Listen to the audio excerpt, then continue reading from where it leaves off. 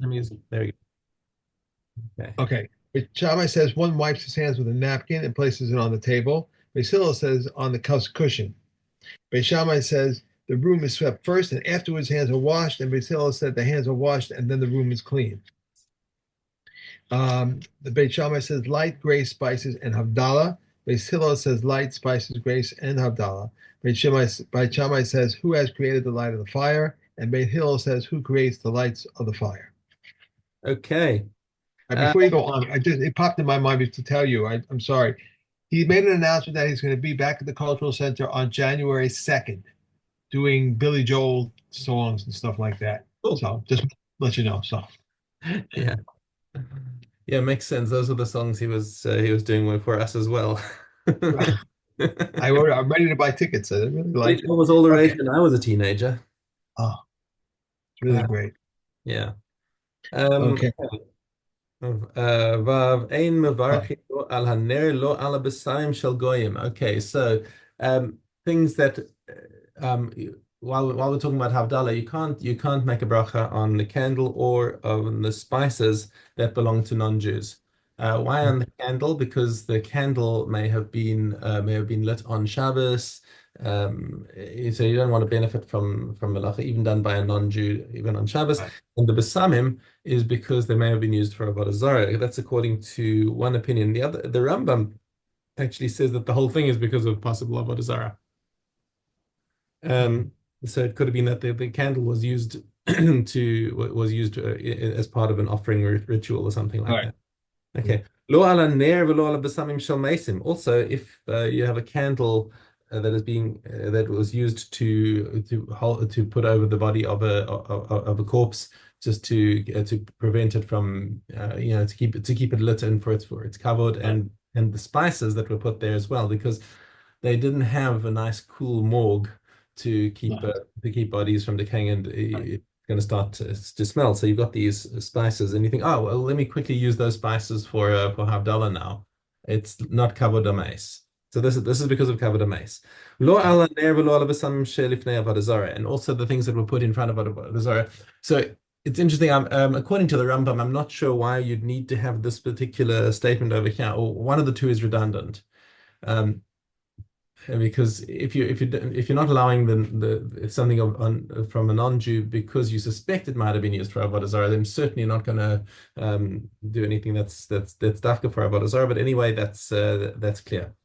Um, Ein mavarchin al haner ad she'yosu la'oro, and you can only make a bracha on the candle if you can actually use its light. So it's not particularly helpful if you're standing on the other end of the room and there's a Right. candle there. Which is probably why people have a minhag of turning the lights out, so that everyone can actually see Yeah.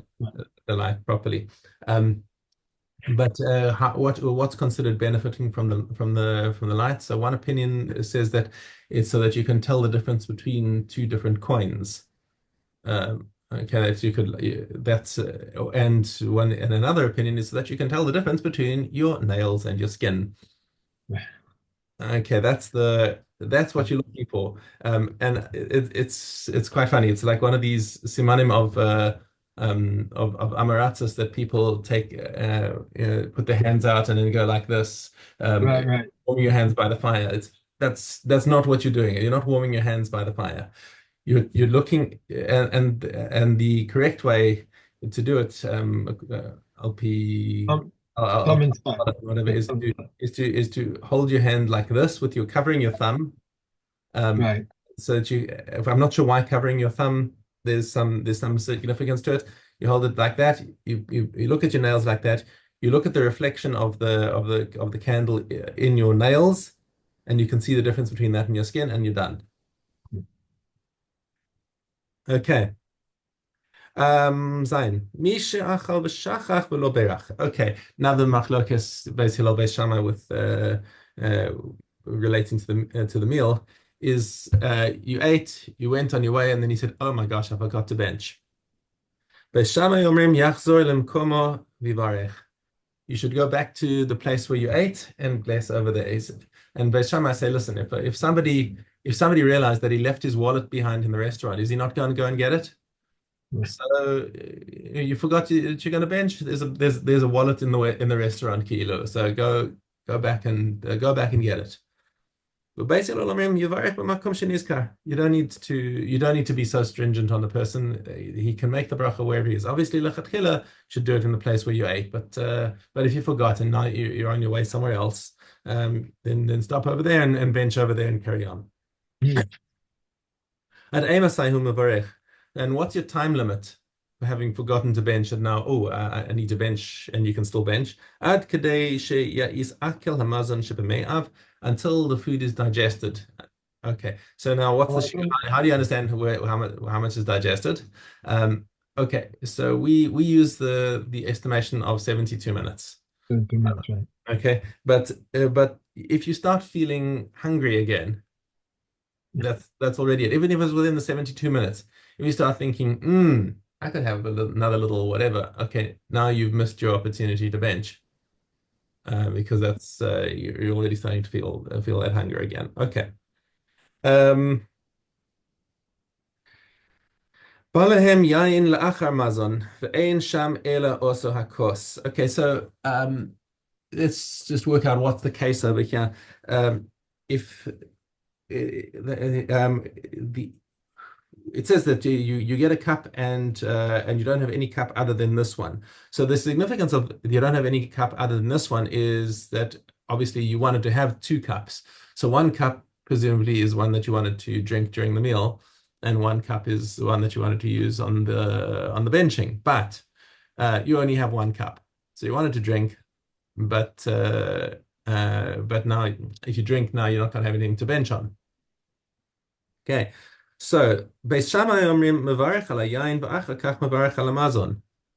Okay, so then what you should do is if you want to drink before you bench. So in any case, Beis Shammai hold that when you're benching on the course, then you first say Borei Piragafen, drink, and then you bench, and that's how you bench a la course. Beis Hillel omrim mevarech al hamazon v'achar kach mevarech al hayayin. Sorry, no, that's not how benching on the cup works. If you want to bench on the cup, you hold the cup while you're benching, and then you say Borei Piragafin again afterwards, which of course is the halacha we follow. Onin amen acha Yisrael hamavarich. If you hear another Jew, if you hear the last few words of his bracha, so you didn't hear anything, all you hear is Borei Piragafin. You can say amen, because you can presume that he said the beginning of his bracha properly. But you suspect the kusim because maybe they're making a bracha to an avodah zarah or to something else. They're adding some sort of heretical thing to the beginning of the bracha. You got to hear them enunciating the whole bracha out before you're allowed to answer amen to them. This is of course in the times when the kusim were considered Jews, even if they were suspect. And later their status as Jews was cancelled. I think that there's also the part that if you just walk into shul and they're finishing the end of a bracha and you don't know what the bracha was for, you have no idea that you're not supposed to answer amen to that. You have to know. If you didn't hear anything. No, No. if you didn't hear anything, all you're hearing is everyone answering amen, then you can't answer to that. But what you can do is if you walk into shul a few seconds late for Mariv, and you hear everyone in the Kehillah answering Baruch Hashem Hamvarach Le'olam Voed. Yeah, you know what's going on, but you couldn't answer after Baruch because you came in too late. But you heard the Kehillah answering Baruch Hashem Hamvarach Le'olam Voed, then you answer Amen. Yeah, yeah, yeah. Okay. Okay, Daled Zion. Reb Elia ben Azariah states that the Musaf Tefillah is only recited with the city congregation. You can come and say with or without the city congregation. Reb Yehuda says in his name, wherever there is a local congregation, the individual praying alone is exempt from reciting the Musaf Tefillah. One should stand only up to recite the tefillah in a reverent mode. The pious men of earlier times would first wait an hour and then recite the tefillah so as to direct their minds to the all present. Even if a king were to greet him, he may not return the greeting. Even if a snake were to be curled on his heel, he may not break off. We mentioned the power of the rains and who revives the dead, and ask for the rains and the blessing of the seasons, and Havdalah, and you favor man with knowledge. And Rekiva says one recites it as an independent blessing, and Eliezer says in the thanksgiving. Okay. Yevel Tom, Tevel Yom. Gibble Okay. Tom. Baseline. If a barrel of wine develops a hole, whether it is the top or the bottom or the side, and a Tevel Yom touch it, there, all the wine in the barrel is tummy. The Yehuda says if the hole is on the top or the bottom of the barrel, all the wine is tummy. But if the hole is in the side, the wine on this side and on that side is tahor. If one is pouring liquid from one vessel to another vessel and the tevel yom touch the stream, if there is sufficient volume of tahor liquid in the receiving vessel, the tummy liquid is nullified in a mixture of 101. Concerning a bubble in the wall of a barrel that was punctured, both on the inside and the outside, whether at the top or the bottom, if the holes are opposite each other, they become tummy if touched by an abatuma, and if it is tummy, and it is tummy if under the same roof as a corpse.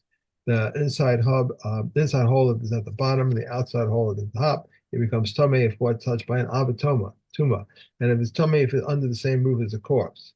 If the inside hole is at the top and the outside hole is at the bottom, it remains tahor if touched by an avatuma, but is tummy if it is under the same roof as a corpse. Okay. Okay, On also to Gimel Maros. Gimel Aleph. I'm We had one more to do until Yom. sorry. Gimel Aleph, yeah. Okay. All yados of foods that are considered connected in the case of an avatuma are considered connected in the case of a tevel yom. Regarding a piece of food that's separated into two parts but is still partially attached, Remain says if he grabs and lifts the larger part and the smaller part comes up with it, then it is as one with it. But Yehuda says if he grabs and lifts the smaller part and the larger one comes up with it, then it as if one is with it. Then the Chumash says if he grabs it by the tahor part, then the sages say if he grabs it by the tameh part. And regarding all other foods, that which is ordinary grasped by the leaf is grasped by the leaf, and that which is ordinary grasped by the stalk is grasped by the stalk. Okay. Now, Mhm. Maros. Toras Chestalad. Okay. If one left his house open and found it open, locked and found it locked, open and found it locked, it is tahor. Locked and he found it open, Reb Meir rules the tummy. But the Chachamim rule the tahor, for there were thieves, but they've changed their mind and went on their way. If the wife of an Amaretz entered the house of a Chaver in order to bring out his son, daughter, or an animal, everything in the house is tahor since she entered without permission. They stated a general rule concerning taros. Any item designated as food for a human is tummy until it becomes unfit, even as food for a dog. But anything that is not designated as food for a human is tahor until he designates it for a human. How so? If a pigeon fell into a vat and he intended to bring it up for a Gentile, it is tummy. For a dog, it is tahor. If Yochanan ben Nori rules it tameh, and if a deaf mute one who is not mentally deranged or minor had intent, it is tahor. If he raised it up, it is tameh, for they have an act but not intent. Okay. Okay. Midos. Okay. Aleph Zion. The hall of the fire had two gateways, one open to the chel and one open to the courtyard. Reb Yehuda said the gateway had open to the courtyard had a small doorway through which the Kohanim would enter to inspect the courtyard. The hall of the fire was a dome. It was a large house circled with ledges of stone, and the elders of the base Av would sleep there, and the keys to the courtyard were in their hands. And the young Kohanim would sleep with each with his pillow on the ground.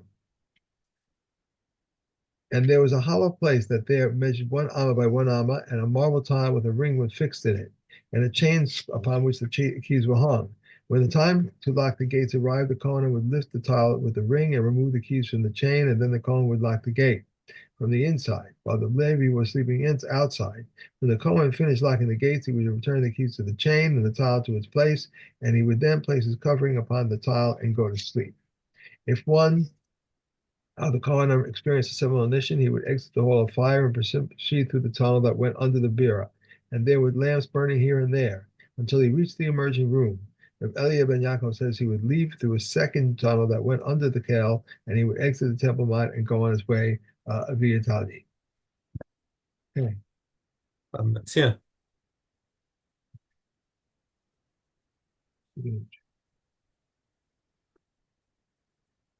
Okay. Vav Dalet. If Uh, one breast, okay. no, no, hey, If one rents a donkey on which to bring wheat and he brings barley on it, he is liable. Grain and he brings straw on it, he's liable because the added bulk is difficult to carry. If he rents it to bring a lech of wheat and he brings a lech of barley, he is exempt. But if he added to its load, he is liable. How much money add to its load to be liable? Sumka says in the name of Reb Meah, a saw for a camel and 3 calves for a donkey. All craftsmen are regarded as paid shomer, and any of them who says, "Take your article and bring me money," is an unpaid shomer. If one says, "Watch for me and I will watch for you," he is a paid shomer. If one says, "Watch for me," and he replies, "Put it down before me," he is an unpaid shomer. If he lent him on security and he paid, he's a paid shomer. Rabbi Yehuda says if he lent him money, he is an unpaid shomer. If he lent him produce, he is a paid shomer. And Abba Shol says a person may rent out a poor man's security, fixing a price and progressively diminishing the debt because he is one who returns a lost article. Okay. If one That's actually done. Yeah. Okay. Psachim. Svav. okay. An onin and one who clears away a pile of rubble, likewise one whom they have promised to release him from prison, and a sick or aged person is able to eat the volume of an olive, they slaughter on their behalf. If any of these they may not slaughter for them alone, but yes they cause the Pesach offering to become invalid. Therefore, if any disqualification befall them, they are exempt from participating in the second Pesach, except for the one who was clearing a pile of rubble, for he was found to be contaminated retroactively. They may not slaughter for the Pesach offering for an individual. These are the words of Rabbi Yehuda. But Rabbi Yossi permits this. Even if a group consists of 100 people, if they are unable to eat the volume of an olive, we may not slaughter on their behalf. We may not form a group solely of women, slaves, and minors. An Onan immerses himself and eats his Pesach offering in the evening, but may not eat other offering. One who hears about the death of his relative, or one who has arranged for bones of a close relative to be gathered on his behalf, immerses himself and eats the offerings. If a proselyte has been converted on the eve of Pesach, Beit Shammai says he immerses himself, eats of the Pesach offering in the evening. Beit Hillel says one who separates himself from an uncircumcised state is like one who separates himself from the grave.